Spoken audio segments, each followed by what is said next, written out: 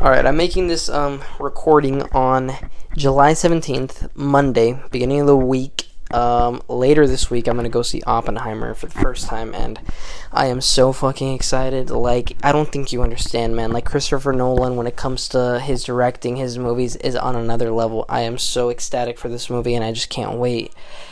And, I mean, this movie just tells the story of, like, one of the most dramatic things to ever happen in the history of our species. I mean, Oppenheimer, this guy, this physicist, theoretical physicist, I believe he was, created the first ever atomic bomb, and we're still living in the shadow of what happened then, of what happened in Los Alamos, the Manhattan Project, and from the first Trinity test to the deployment of Fat Man, I believe, and Little Boy, they were called, on Hiroshima and Nagasaki.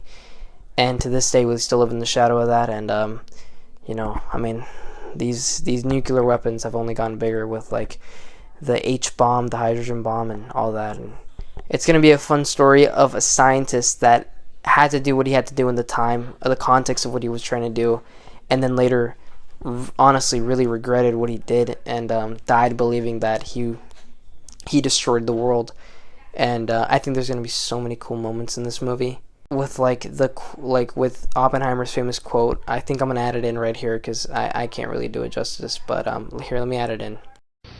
We knew the world would not be the same. Few people laughed. Few people cried. Most people were silent.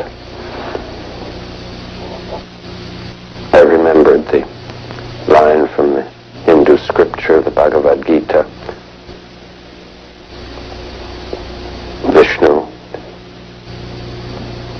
is trying to persuade the prince that he should do his duty, and to impress him takes on his multi-armed form and says, "Now I am become death, the destroyer of worlds."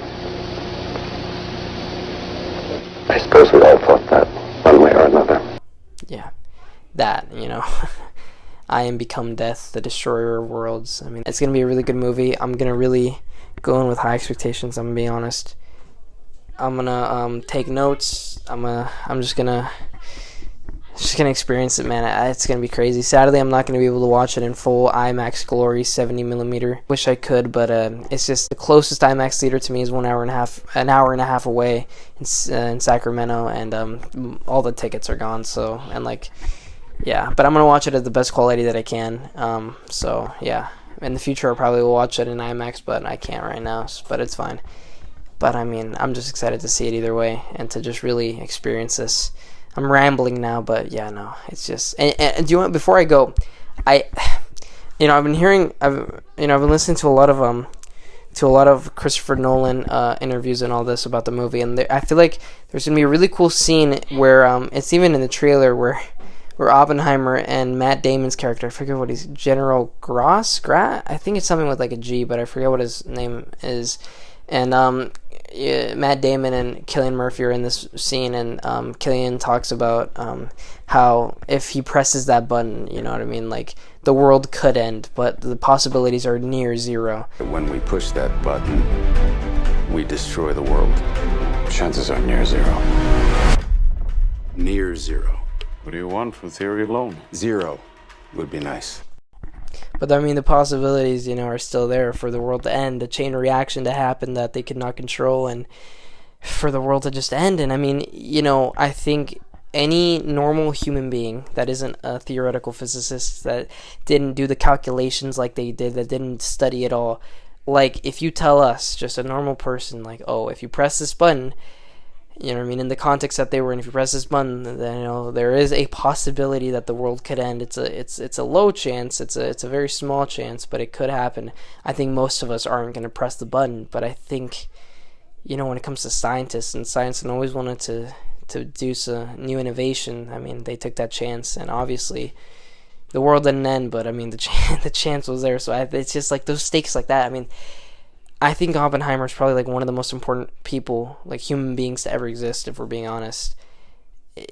and I think the stakes that are there are really high, and I think this movie's going to be amazing. So I can't wait to see it.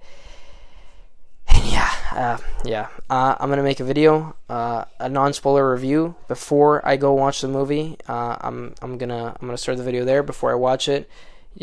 Talk about the hype and all of that. Be very excited, and then after I'm done watching it, I'm gonna give a quick spoiler-free review.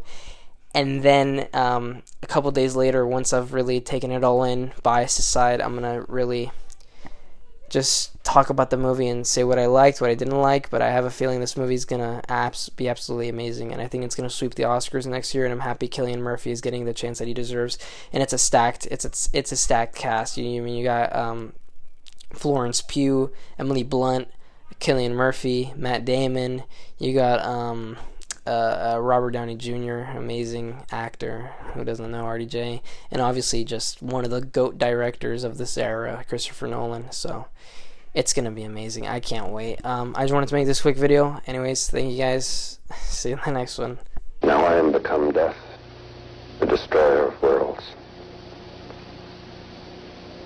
I suppose we all thought that, one way or another.